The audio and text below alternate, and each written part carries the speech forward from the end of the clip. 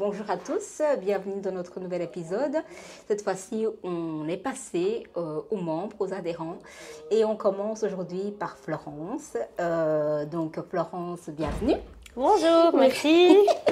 Alors Florence, je tenais à t'inviter en premier pour faire le marketing déjà, parce que tu es connue de tout le monde et tu connais tout le monde, hein, à peu près. Hein. Tu as toujours un mot d'encouragement pour tout le monde, toujours le sourire, toujours l'enthousiasme. Ça fait plaisir à voir quand tu arrives. Donc, la première question est celle-ci. D'où vient cette énergie que tu gardes toujours en toi? Tu m'as dit que tu étais tout le temps comme ça, que ce soit ici ou ailleurs. Voilà. Eh bien, je crois que je suis baignée dedans depuis toute petite. En fait, j'ai toujours été comme ça, super speed, très très dynamique et donc en toutes circonstances, en fait, même dans les moments justement un peu plus durs, c'est mon mental positif et souriant, qui reprend le dessus. Et même parfois pendant l'effort, quand on est en plein exercice, il y a des personnes qui me disent « Mais enfin, tu ne souffres pas, tu souris, qu'est-ce qui se passe ?» Mais je dis « Bah oui, mais ça c'est moi. Voilà, je suis comme ça, c'est ta personnalité. Voilà. Exactement. Voilà, donc c'est gay, c'est super. Donc voilà, c'est un truc voilà, je voulais inviter quelqu'un qui va donner un genre de dynamique à ce podcast, parce que le côté très technique de Jonas et Sébastien et Benja, ils vont garder ce côté-là, mais moi je voulais quelque chose beaucoup plus sensible, parce qu'évidemment ici le but de ce podcast, cette partie-là en tout cas, c'est de mettre en avant votre personnalité, ce qui vous inspire, et essayer de connecter les adhérents au-delà du sport, autrement que par le sport. Et donc voilà, c'est un peu le but de ça. Alors, tu es enseignante. Tu enseignes les langues, néerlandais, anglais, espagnol. Un vrai bagage dans notre monde, de connaître les langues.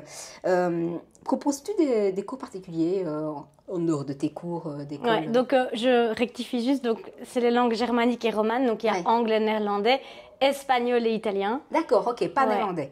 Si, anglais, néerlandais, c'est les langues germaniques. Et espagnol et italien, c'est les langues romanes. D'accord, ok. Et je suis prof de psycho aussi. J'ai 2 casquettes. D'accord. Tu as fait des études de psychologue? J'ai les 2 diplômes, D'accord, super. Donc, tu as commencé par la psychologie? Non, j'ai commencé par l'enseignement, parce que ça, c'est ce que j'ai toujours voulu faire, c'était enseigner. Et puis, quand j'ai enseigné, je me suis rendu compte que après 9 ans, qu'il me manquait une corde à mon arc pour bien connaître les gens, justement, et pour m'adapter au mieux aux difficultés de chacun. Du coup, par rapport à mes élèves, moi. Oui, c'est ça, Et donc, j'ai repris un master en psycho en horaire décalé, en plus de mon temps plein, pour mieux cibler mes jeunes. Mais bon, ça s'adapte aussi à n'importe qui. Oui. Et donc, tu n'as jamais ouvert un cabinet? Tu t'es jamais dit, je vais travailler. C'était pas dans le but de l'utiliser comme dans un métier, parce mais que moi, c'est plutôt d'utiliser ça dans ton boulot la d'enseignant. psychologie de l'adolescence, etc., toutes les stratégies de communication, pour savoir bien comment aborder une personne, si elle est en colère, peu importe son état émotionnel, pour pouvoir communiquer et dialoguer avec elle. D'accord. Je ne pense pas que les gens soient au courant, mais tu enseignes dans une école de personnes avec des personnes réfugiées. Notamment. Il n'y a pas que ça. Donc, il y a ce genre d'adolescents, en tout cas. Ce genre de public. Mais est-ce que c'est ça qui t'a poussé à dire ça? De dire, tiens, finalement, j'ai des élèves qui c'est compliqué pour moi de rentrer en lien avec eux. Et tu t'es dit, tiens, ce serait bien d'avoir un bagage qui puisse les aider à les accompagner, parce qu'ils ont vécu des drames difficiles dans leur passé. Et que tu dis, c'est bien, c'est chouette ça comme démarche. On a des jeunes aussi en décrochage scolaire. Enfin, je ne vais pas trop parler des spécificités, ça reste quand même leur secret. Mais on a, des jeunes qui ont des passés assez lourds. Et donc, du coup, moi, je trouve que c'est important. On n'est pas que prof, on doit vraiment faire... Enfin, ça fait partie de l'humain, du bagage social. Et il faut vraiment aller chercher le jeune pour le motiver. Et pas juste lui transmettre tes savoirs, tes connaissances. Tu dois apprendre tel verbe en néerlandais pour demain, bam bam. Non, il y a autre chose autour de ça. C'est parce que je voulais un peu que tu expliques ça, parce que je me dis, s'il y a des gens qui regardent et qui ils ont justement un adolescent qui vit des difficultés, qui a eu du mal à s'adapter dans les différentes écoles, qu'ils puissent savoir qu'il y a une école qui existe pour accompagner. Voilà, oui, ça, c'est ce sens-là que je voulais que ça, c'est tu vrai. argumentes. Notre école, du coup, accueille tout à fait. les élèves qui sont en décrochage ou qui ont des difficultés à l'école. Et donc, voilà. Il y a un film avec Gérard Depardieu qui s'appelle Le plus beau métier du monde. Est-ce que tu considères l'enseignement comme le plus beau métier du monde? Depuis que je suis toute petite, j'enseigne à mes poupées. Oui, donc, honnêtement, oui. Pour moi, c'est une vocation. C'est ça, ça. Je ne dirais pas que tout le monde peut dire ça, mais moi, je peux le dire parce que c'est vraiment, vraiment ce que j'ai toujours voulu faire. Okay. Donc, c'est vraiment, ça répond à la question. Voilà. Est-ce que... parce que finalement, je me dis que les enseignants, c'est ceux qui forment la nouvelle génération. Est-ce que tu considères ton rôle, parce qu'on dit souvent que les parents, ils ont leur partie de responsabilité aussi dans de l'éducation de l'enfant, mais qu'il y a beaucoup de choses, comme par exemple les enfants que tu encadres, que parfois la famille n'arrive pas à trouver sa place. Est-ce que tu considères parfois que tu as ça sur les épaules à porter, de dire, tiens, je suis enseignante, mais je suis responsable aussi de les faire évoluer, mais aussi que ces jeunes vont impacter le monde de demain. Est-ce que tu as l'impression que tu portais ça sur tes épaules comme bagage de responsabilité-là c'est pas vraiment porté sur les épaules, parce qu'en tant qu'enseignant, c'est logique d'accompagner le jeune justement dans son cheminement vers le futur et de l'amener à être le futur adulte de demain. Donc ça, c'est pas un poids sur les épaules. Maintenant, ce qu'il faut faire attention, c'est que nous, on n'est pas là pour éduquer le jeune.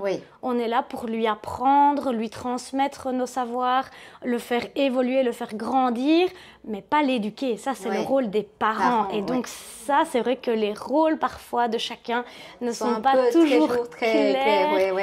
Et on a tendance à dire, c'est à l'école à faire ça. Voilà. Et donc, ça, c'est malheureusement la dure réalité de l'enseignement. Oui, je m'en doute bien.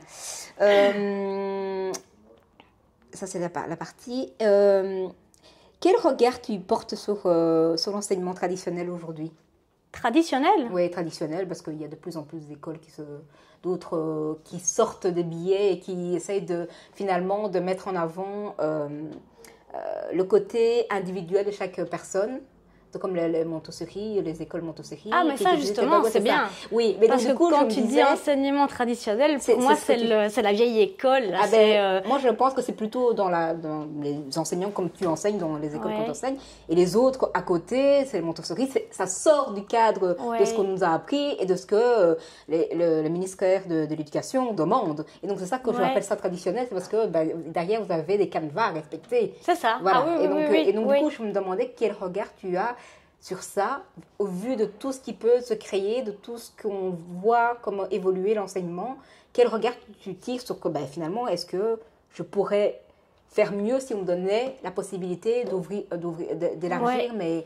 Moi, je suis tout à fait pour. Je suis tout à fait pour toutes ces nouvelles pédagogies innovantes. Et en fait, c'est peut-être pas bien ce que je vais dire, mais je ne demande pas l'autorisation pour les appliquer. C'est-à-dire que, par exemple, après une récréation, quand je récupère mes élèves et que je vois qu'ils sont hyper excités, je ne vais pas leur donner leur interro là maintenant tout de suite. Donc, pour avoir le retour au calme, il y a des nouvelles techniques comme par exemple le brain gym, donc le brain gym si on veut le dire avec le bon accent. Et moi, ça m'arrive très souvent de faire des squats avec mes élèves ou de faire des pompes avec mes élèves. Comme ça, du coup, en fait, c'est se recentrer sur quelque chose. Bon, évidemment, on ne va pas non plus bouger, on ne va pas faire des burpees, hein, c'est pas ça l'idée. Mais oui, c'est vrai que ça m'arrive de faire des squats avec eux, de faire des push-ups avec eux. Pour se reconnecter à leur corps. Oui, c'est ça.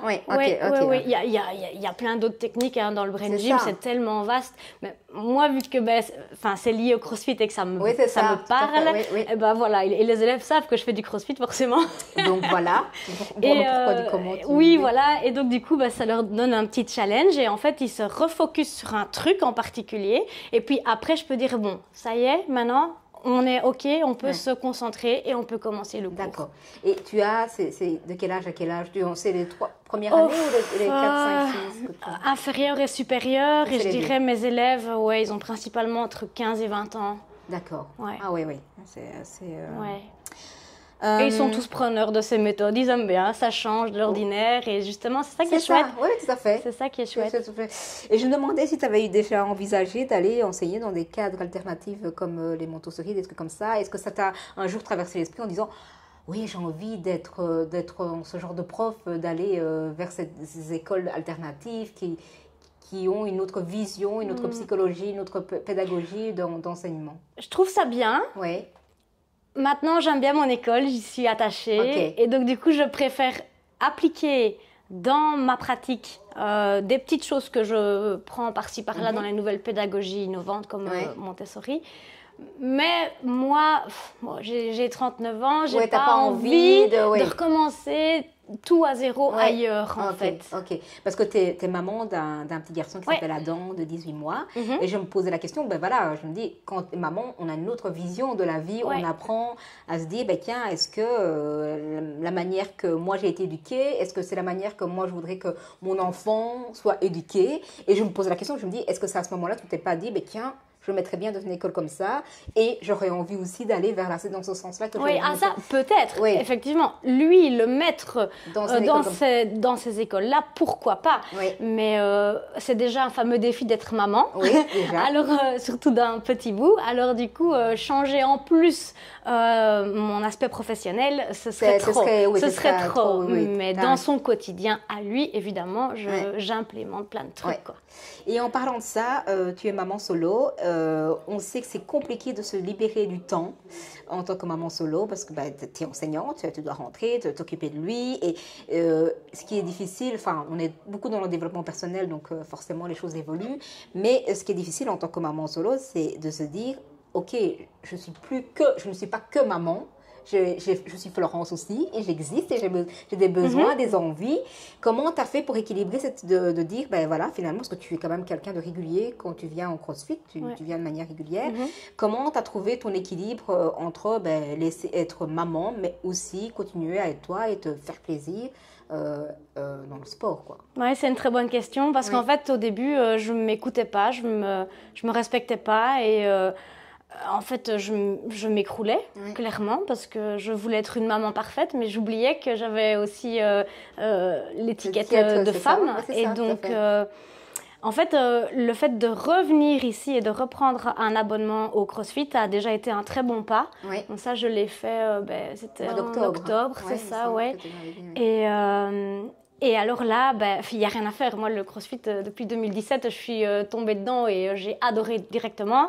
Et voilà, il n'a pas fallu 1 ou 2 semaines pour que je me dise « Ah, mais oui, mais c'est là, c'est ma zone, c'est ma safe place, c'est ma bulle d'oxygène. » Et donc là, je me suis dit « Pour que je sois bien et disposée à m'occuper de mon petit loulou correctement, il faut que je me trouve les moyens. » Et donc, du coup, je me suis dit, en fait, le CrossFit, c'est l'endroit où je vais pouvoir prendre soin de moi, évacuer tout ce que je dois évacuer pour, après, revenir à la maison et être super bien pour mon loulou. Et rencontrer d'autres personnes, être aussi dans une vie sociale, parce que généralement, c'est ça, et pas avoir que des mamans, parce que généralement...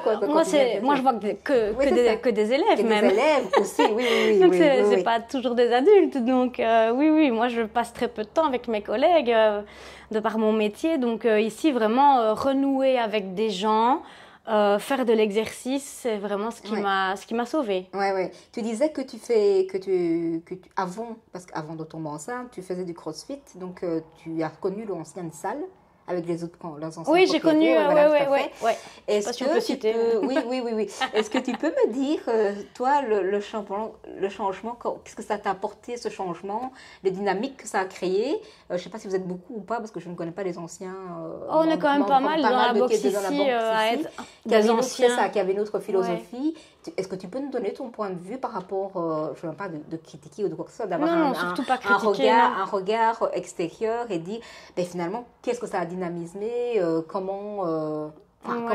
C'est quoi ton point de vue? En fait, moi, j'adore la boxe ici. Je m'y sens vraiment bien. C'est une deuxième maison. Et je trouve que forcément, la nouvelle gestion fait beaucoup. Oui. Et mais avant, c'était très bien aussi. Je ne veux certainement pas critiquer. Non, c'est pas dans ce sens-là qu'on dit. Loin c'est juste de là. D'avoir mais un point je trouve que leur vision, en fait, c'est simplement les personnes qui font ça. Oui, et ici, le groupe de gérants et le groupe de coachs ont leur ensemble de visions différents chacun, et ça fait que ça match et ça va super bien. Okay. Et en fait, c'est ça. Moi, je crois que Seb et Jonas ont vraiment réussi à trouver... déjà, c'est un très bon duo. Et ils ont réussi à trouver plein de coachs qui sont différents, tous. Et ils apportent une dynamique géniale. Et donc, du coup, nous, par exemple, si on a une question en gym, on sait qu'on peut aller trouver un tel. Si on a une question en run, on sait qu'on peut aller trouver un tel. En haltéro, une telle. Enfin, bref, il y a tellement de possibilités. Et c'est ça qui crée la richesse, en fait. Absolument. Et donc, voilà. Et ça... Pour moi, c'est nouveau. D'accord. Peut-être que je faisais moins attention avant, ça c'est possible aussi. Mais en tout cas, c'est ce qui, ici, moi, me marque et me plaît. D'accord. J'avais une question. Est-ce que, vu que tu n'as pas voulu faire du crossfit en étant enceinte, parce que je sais qu'il y en a qui sont enceintes et qui sont venus le faire, toi, tu n'as pas trouvé ça intéressant de le faire, de continuer même pendant que tu étais enceinte? Non, pas du tout. J'avais des problèmes de santé. Oui, donc c'est pour ça que j'ai commencé le sport seulement à 30 ans. Oui, c'est ça. Aussi. Oui. Purée, quand même. Hein. Oui, hein. Ah oui. Voilà, tu viens de donner la réponse que je me posais la question, c'était que depuis combien de temps tu pratiques le crossfit? Donc j'ai commencé à 30 ans parce que pour la petite histoire, j'ai eu un problème de croissance assez grave qui a fait que j'ai dû être opérée quand j'avais 11 ans. Et donc, en gros, j'avais un déhanchement. Et parce que donc j'avais grandi trop vite, j'avais pris presque 12 cm sur un an. Oula, donc je marchais un peu comme un canard. Et mais bon, je me plaignais jamais. Donc c'est ma maman qui a dit bon, il faudrait quand même faire quelque chose, on va aller faire des radios et tout. Et là, on m'a pas laissé sortir en fait de l'hôpital. On a dit il faut opérer votre fille tout de suite, madame. Ça va pas parce que là, en fait, le cartilage n'a pas suivi la croissance des fémurs. Et donc du coup, on a dû tout réemboîter et on a dû me mettre 2 vis de chaque côté. Ah mince. Et donc après, rééducation, tout ça. Chaise roulante pendant 6 mois. Ah oui, quand même. Puis rééducation pendant 6 mois. Et puis là, on m'annonce, on peut vous retirer les vis. Donc de nouveau, opération, chaise roulante pendant 6 mois. Rééducation, et puis du coup j'étais en secondaire et j'ai eu un certificat médical pour toutes mes secondaires parce que on savait pas trop comment ça allait réagir, etc. Donc j'ai jamais pu faire de sport. J'ai jamais pu, et donc du coup j'ai toujours eu peur. Et puis, allez savoir pourquoi, à mes 30 ans, donc moi à cette époque-là j'habitais le village à côté, à Soie. Et en fait, il y a une box qui venait d'ouvrir à Spi, une box de CrossFit. C'était nouveau, c'était à la mode. Tout le monde en parlait, mais on ne savait pas trop si, tiens, c'est bien, c'est pas bien, nanana. Je me suis dit, allez, on va tester. On va tester. Et donc voilà, moi qui passe de rien, je suis passée vraiment de rien à tout. Parce que du coup, je suis arrivée ici, premier entraînement. Moi, je ne parle pas de mes problèmes de santé. On te fait faire des burpees, de l'haltéro, des nanana, du cardio, et on y va. J'étais skatée à la fin, mais quelle bonne fatigue. Et là, je me suis dit, c'est ça qu'il faut. Est-ce que c'est ça que tu es, je ne dirais pas dans l'exagération, mais tu es une accro? Est-ce que du coup, tu crois que c'est lié au fait que tu te dis, finalement, je n'ai pas pu, mon corps m'emprisonnait finalement dans une certaine distance, et que maintenant, tu veux profiter de ça parce que tu veux rattraper... c'est fort possible. C'est pas possible. Parce que je me dis, c'est l'histoire dit que... Et comment tu as traversé cette période? Parce que quand on a 12 ans, et qu'on est en chaise roulante, qu'on voit les autres enfants aller courir, et que tu ne sais pas te projeter, de savoir un peu si ça va aller mieux, et puis l'éducation, est-ce que tu crois que ça t'a forgé une mentalité de guerrière ou de... dans ce sens-là, oui. Parce que toutes les moqueries, mon Dieu, à cet âge-là, c'est horrible, en fait.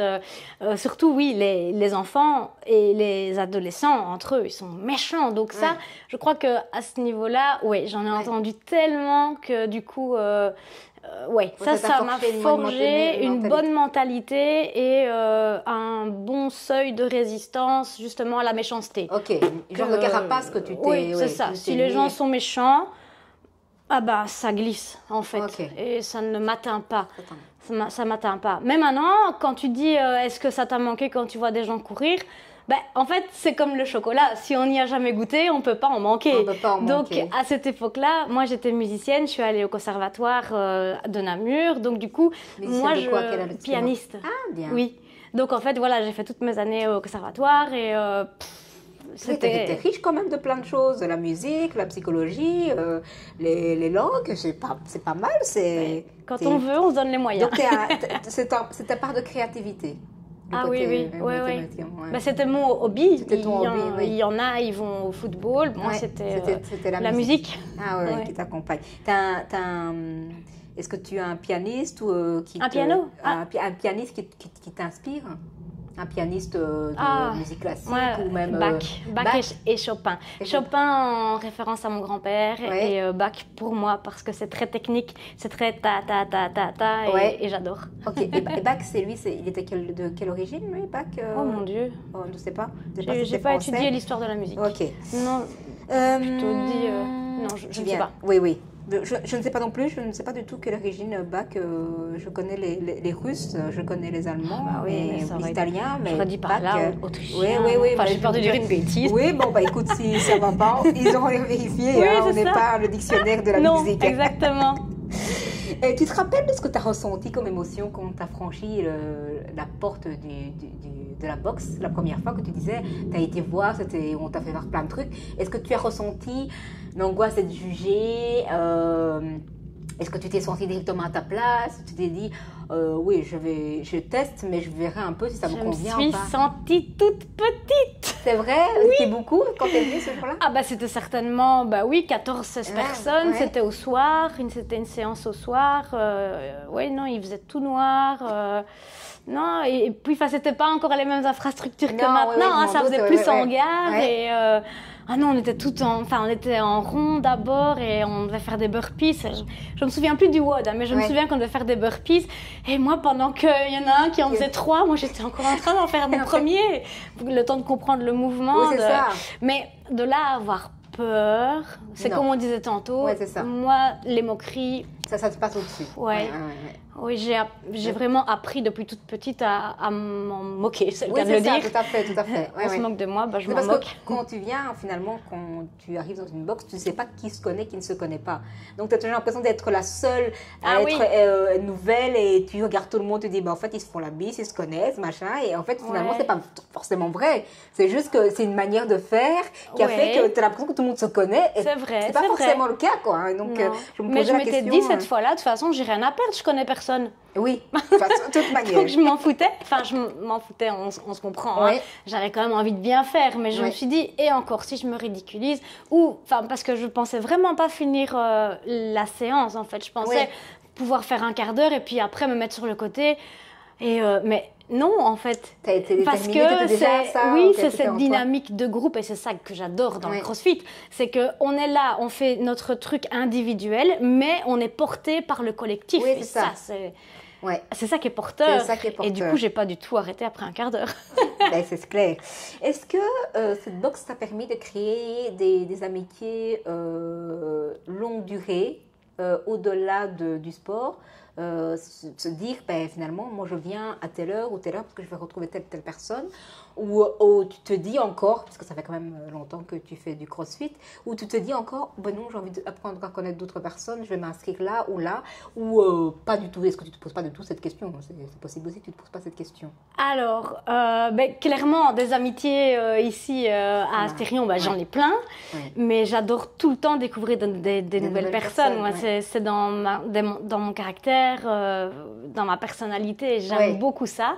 Donc en fait, je ne viens pas à certaines heures juste pour les gens parce que malheureusement en étant maman solo, je viens quand je sais en fait. Et si quand je sais venir, il n'y a pas mes amis, je me dis c'est pas grave. Il va y avoir tout plein d'autres gens et ça ne peut être que des gens bien. Oui, tout à fait. Oui, de toute manière, s'ils sont là. Oui, et puis moi, je suis pas du genre à arriver et rester sur le côté. Non, j'arrive, moi, je dis bonjour. Déjà, à tout le monde, et puis je ris, et donc beaucoup des gens disent, le sympa, celle-là. Oui, c'est une forme de respect. Tu arrives, tu dis bonjour. Et puis, moi, c'est toujours très important pour moi. C'est peut-être lié à mon métier, mais je fais attention au prénom. J'essaie de retenir parce que je trouve ça plus sympa de saluer et de dire salut Anso plutôt que de dire salut.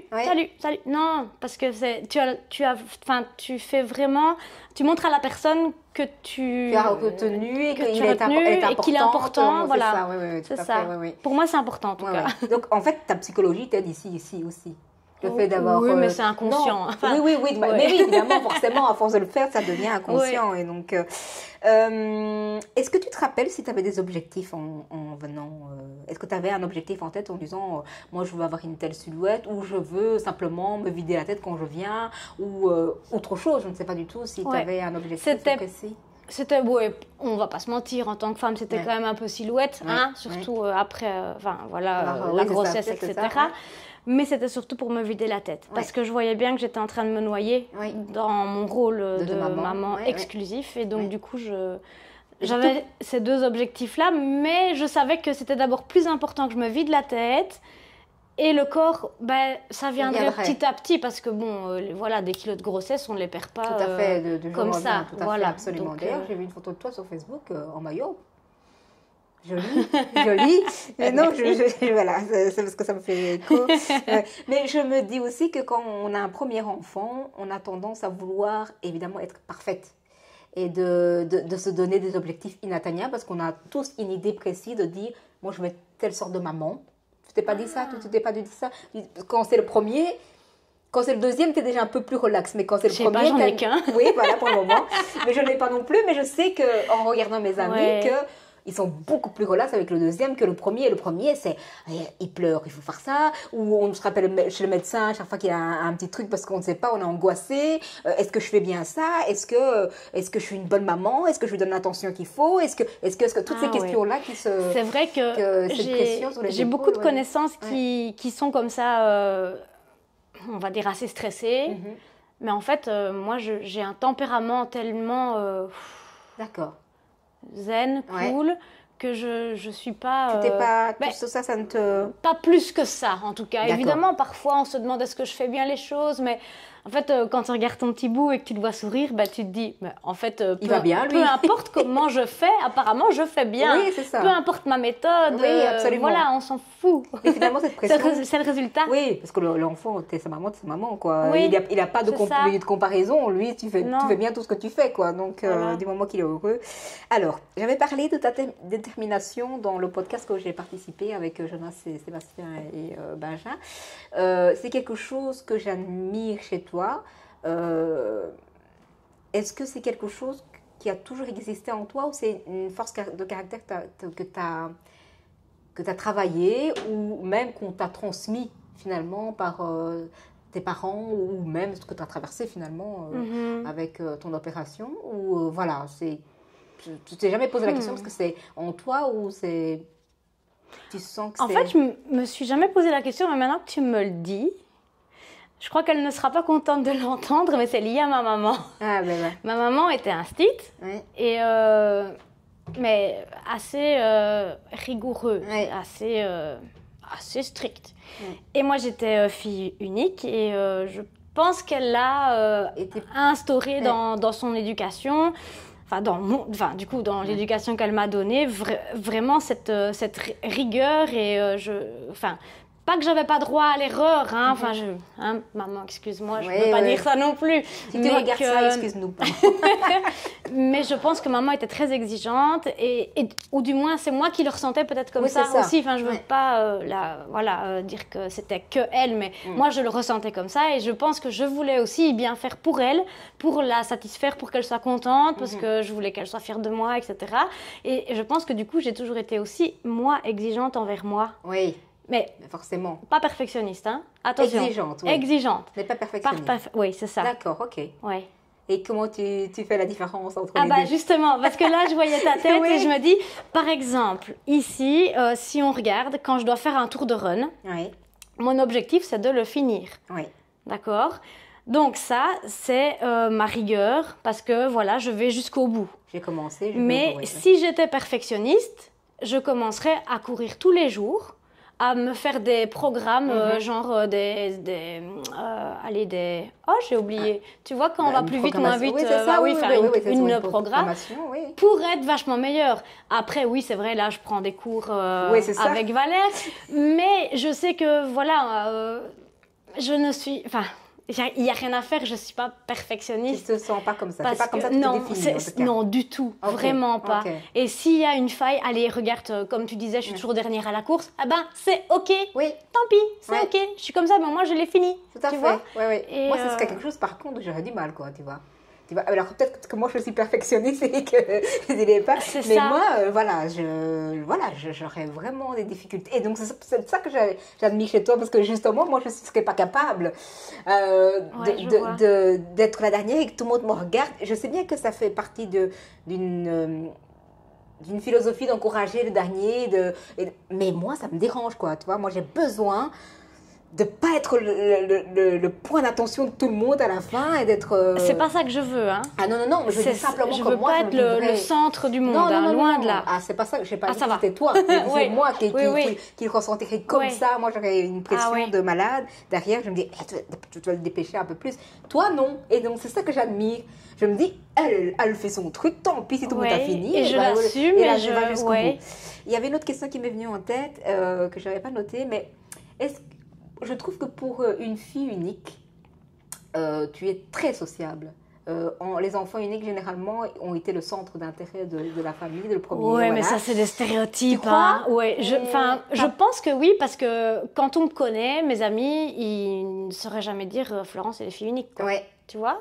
Donc, c'est peut-être l'éducation qui a fait ça. Oui, en fait, je pense que c'est ça. C'est l'éducation que tu reçois. D'accord. Et puis ta mentalité aussi, comme je te disais, moi j'ai toujours été exigeante, donc du coup... Oui, c'est ça. Parce que ce que je me dis, ça aussi, ça t'a permis, vu que tu es fille unique, de vouloir créer plein... De ce sens-là que je me dis, en t'observant, je me dis, mais finalement, elle crée plein de dynamiques autour d'elle. C'est parce que finalement, c'est une enfant unique qui a été finalement seule pour apprendre à jouer ou des trucs. Ou avant que tu aies des cousins. Seule, oui, c'est ça, entre guillemets. Enfin, oui, j'avais des cousins. J'avais beaucoup mes grands-parents qui étaient là, mais ce n'était pas des gens de mon âge. C'est ça. Mais j'ai toujours été, oui, c'est vrai, à la recherche de contact. Voilà. Peut-être parce que, oui, effectivement, tu mets le point sur quelque chose d'important. C'est peut-être pour ça, parce que je n'en avais pas, mais en tout cas, c'est pas conscient. Non, je dis pas que tu sais que les choses qu'on fait ne sont pas conscientes. Mais du coup, elles ont une explication et tu mets le doigt dessus. Oui, peut-être que je me posais la question, je me dis, mais tiens, c'est clair, faire des nouvelles connaissances. Tout à fait. C'est mon dada. Voilà. Tu es aussi une crossfiteuse passionnée de compétition. Tu en fais plein. Ne dis pas non, tu en fais quand même plein. Mais c'est ponctuel, on va dire. Et qu'est-ce qui te motive à te challenger comme ça parce que tu en fais différents, avec différents... Est-ce que les personnes... je vais poser ma question autrement. Est-ce que tu penses que le fait d'avoir fait une compétition avec quelqu'un de particulier crée une autre dynamique dans l'échange? Est-ce que le fait... Parce que je me dis... Ça resserre les liens. Ça resserre les liens, c'est ça. Ah oui, oui, parce que souffrir ensemble dans l'effort, c'est quelque chose. Oui. Donc, oui, partager une souffrance, mais surtout du plaisir, parce que... Tu trouves du plaisir, toi, à faire des compétitions, c'est vrai? Oui, ici, moi, ma première compète depuis que j'ai repris, c'était la Cornetto Cup. Ouais. Oh, les larmes à l'arrivée, je ne m'attendais pas du tout à ça. C'est vrai? Ah, j'ai pleuré, je me suis écroulée dans les bras de ma partenaire. Non, les larmes me venaient, mais c'est à la fois... de toi. Oui, c'est ça, en fait. Alors que pourtant, on a passé un temps de dingue. C'est pas le but non plus. C'était mon premier. J'avais un peu mal vécu le run parce que j'étais pas encore... j'étais pas drillée, on va dire. Et du coup, c'était dur pendant, mais bon, tout le monde dirait que c'est dur, une compétition pendant qu'on... Voilà, mais après, ce sentiment, et c'est là que je me suis dit, mais en fait, je veux revivre ça. Ouais, ça te donne une certaine confiance Ouais. en toi. Et cette émotion que ça te... voilà. C'est ça, cette Et émotion que ça en te provoque. fait, c'est une drogue, cette émotion, parce que du coup, tu en veux encore. Tout à fait. Tu en veux encore. Moi, je te dis que c'est pour ça que je suis toujours en crossfit, ouais. pour le côté adrénaline. Mais Quand tu es dedans, tu es en souffrance, tu te dis, je ne vais jamais aller au bout. Ouais, tu te dis, mais pourquoi quand c'est t'es là? fini, tu dis, ben, je recommencerai bien en fait. Et tu Mais dis, mais oui. c'est quand même dingue d'être... C'est ça. Tu sais que j'ai des amis qui me disent qu'être dans un box, être crossfiteuse, c'est des gens qui sont dans une secte qui disent, ils sont horribles, ils prennent que ça tout le temps. Il y en a beaucoup, Il y en a ouais, beaucoup mais bon, qui font ça. je crois qu'il faut être Dedans, soi-même dedans pour pouvoir et déconstruire tous ces stéréotypes. C'est ceux qui sont pas dedans qui critiquent et qui jugent. Oui, et c'est pas, c'était dans mais... du côté de oui, l'humour, hein, c'est pas un c'était temps pas mal l'humour, ça, mais ils disent, ben, effectivement, ben, comme la vidéo tu avais partagée en disant qu'en fait, les crossfiteuses ou les crossfitteurs passent plus de temps à parler du WOD que de faire le WOD. Et ça, je trouve que c'est tout à fait vrai. Quand tu les vois, tu dis, mais les gars, vous n'avez pas envie de retourner chez vous, quoi, je ne sais pas, mais voilà.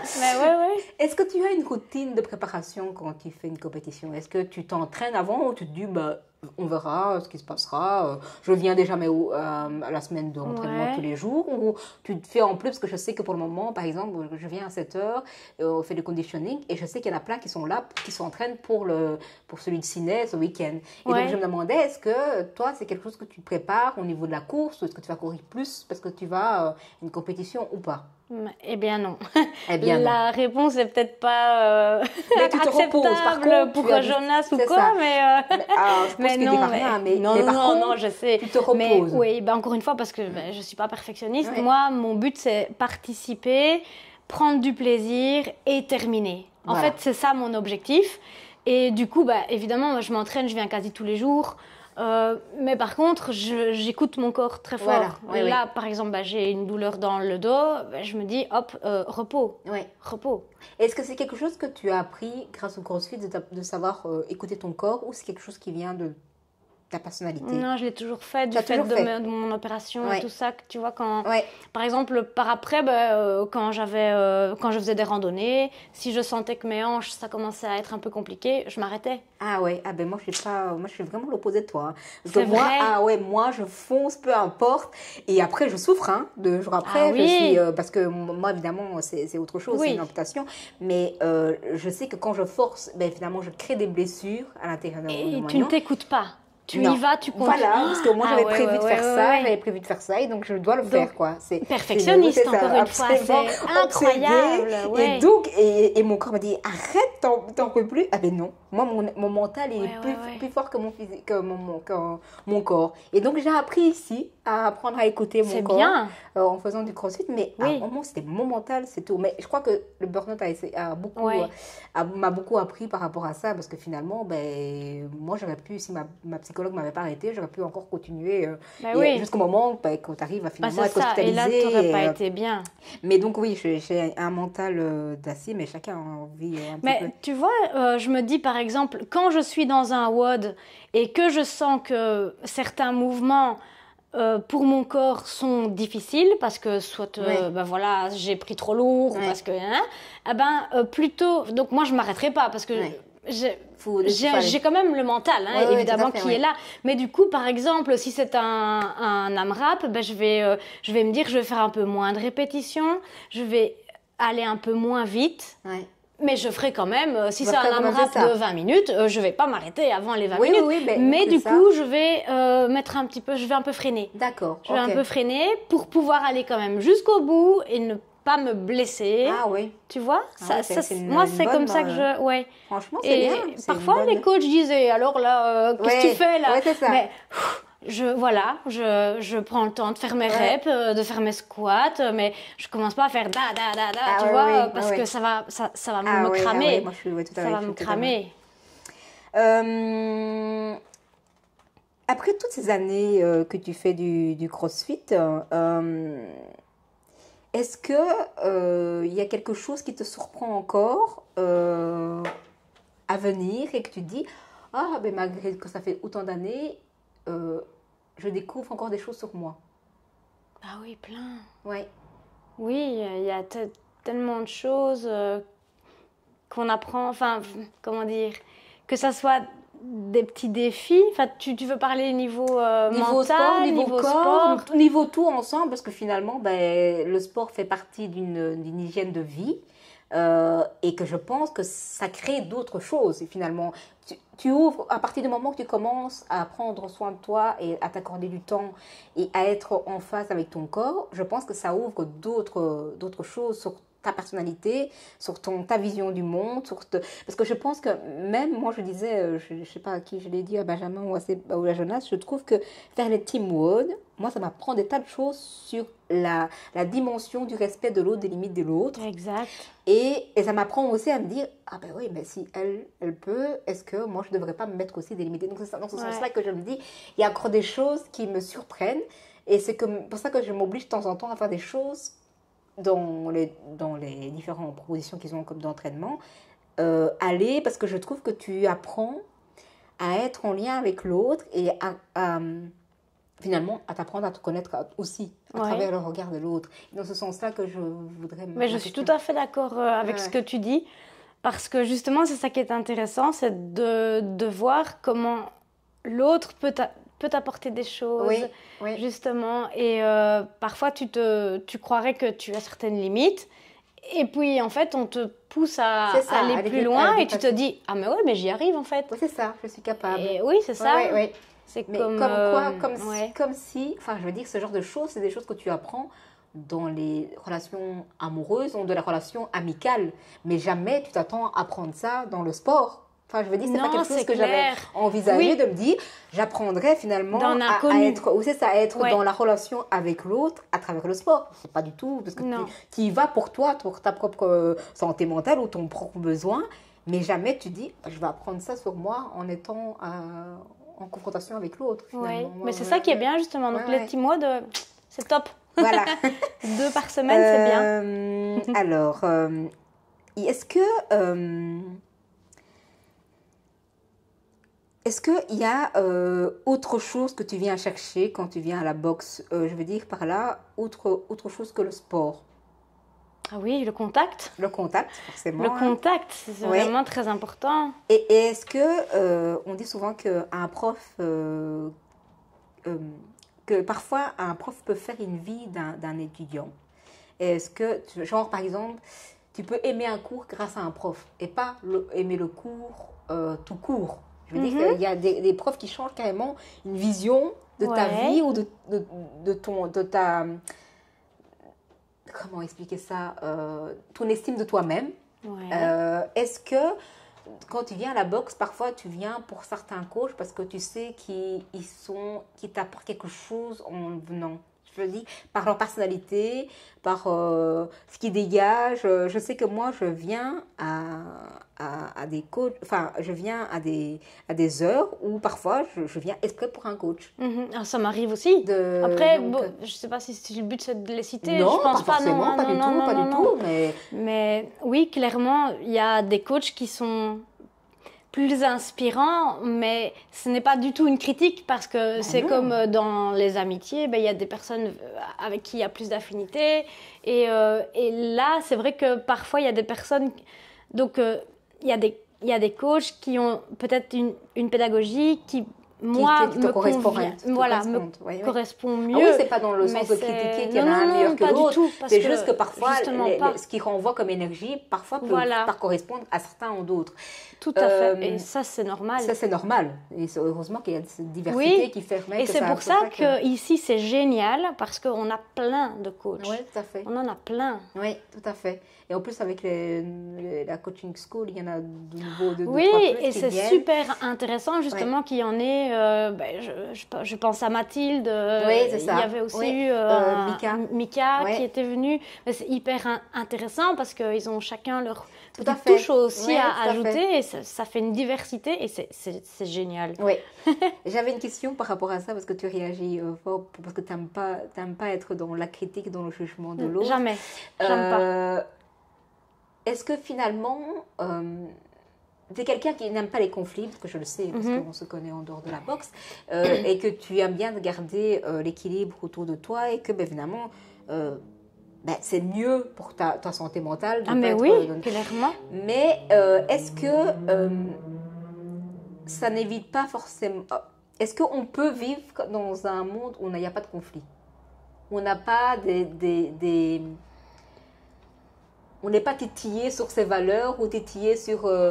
parce qu'il y a des choses qu'on a du mal, même si on apprécie la personne, à dire, mais là, ça vient toucher quelque chose que moi, c'est impossible de passer au-dessus. Là, je dirais que c'est la personnalité de chacun. C'est la personnalité de chacun. Moi, on va dire, j'ai mes lunettes, j'ai ma manière de voir la vie, de voir les choses, d'avoir mon propre recul sur les événements.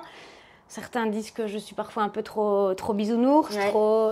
Mais c'est un choix que tu as fait. Oui, c'est un choix que j'ai fait pour me protéger moi, parce que je ne veux pas être atteinte par des choses qui ne me concernent pas ou des choses négatives, parce qu'en fait, moi, je suis quelqu'un d'hyper positif, et donc du coup, à quoi ça sert de se mettre du négatif à dos? Ça ne sert à rien du tout, et donc voilà, sauf si c'est vraiment un problème qui me concerne moi. Oui, clairement, là, je vais prendre le temps de l'analyser, mais sinon, j'essaye d'être hermétique à tout ça. Ok, est-ce que tu es une féministe?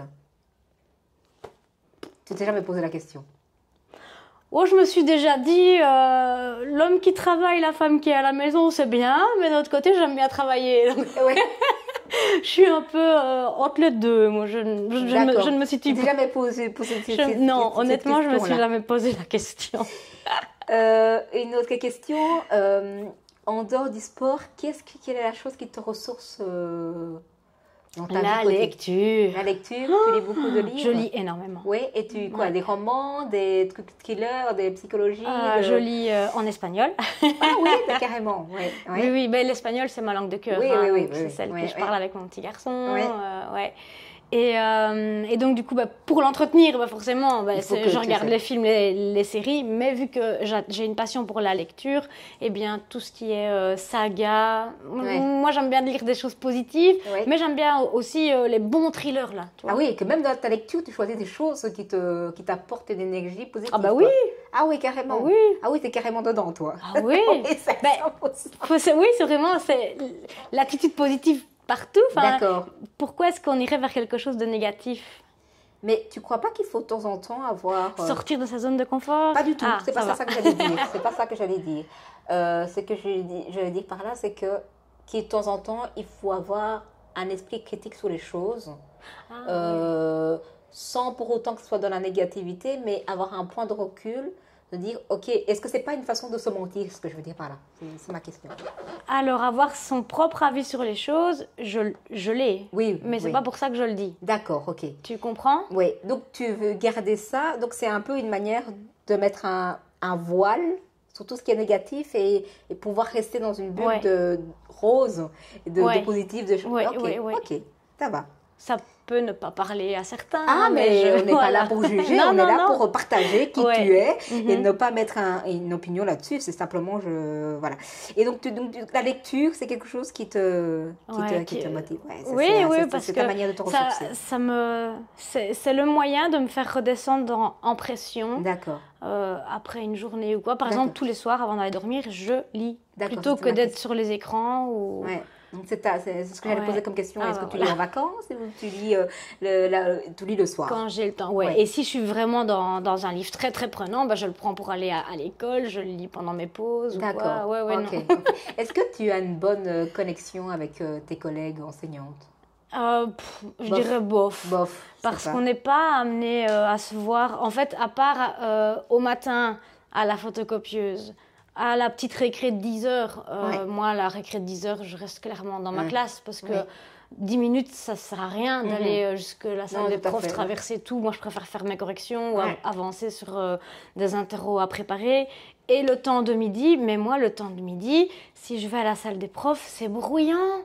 Et j'ai pas besoin de ça parce que, en fait, dans mes classes, il y a du bruit tout le temps. Et c'est ce que j'allais dire, c'est quelque chose de prenant au niveau le temps du midi, moi, soit je vais en ville, parce que j'ai la chance d'enseigner dans le centre-ville, donc je vais m'aérer, ou j'avance dans mon travail, justement, dans mon travail d'enseignante, c'est-à-dire faire mes corrections, mes préparations, pendant cette heure de midi, pour me dire, c'est du temps que je dégage pour mon petit garçon le soir, par exemple. Ok. Mais je rentabilise mon temps. Et tu arrives à... quand tu rentres à la maison, de dire, ok, l'école, ça reste dehors, et là, je suis maman, et c'est ça qui me, qui me préoccupe.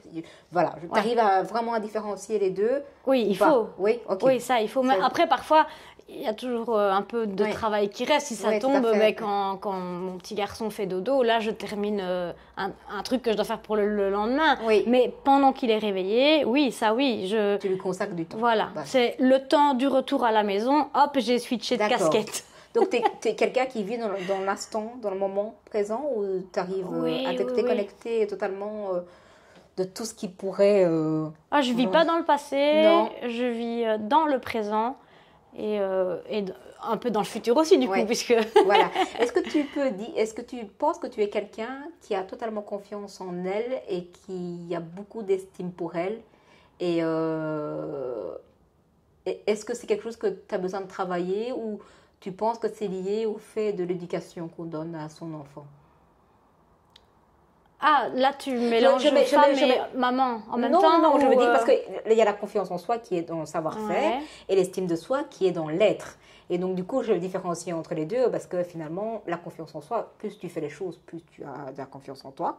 C'est ça, à quoi ça sert la confiance en soi.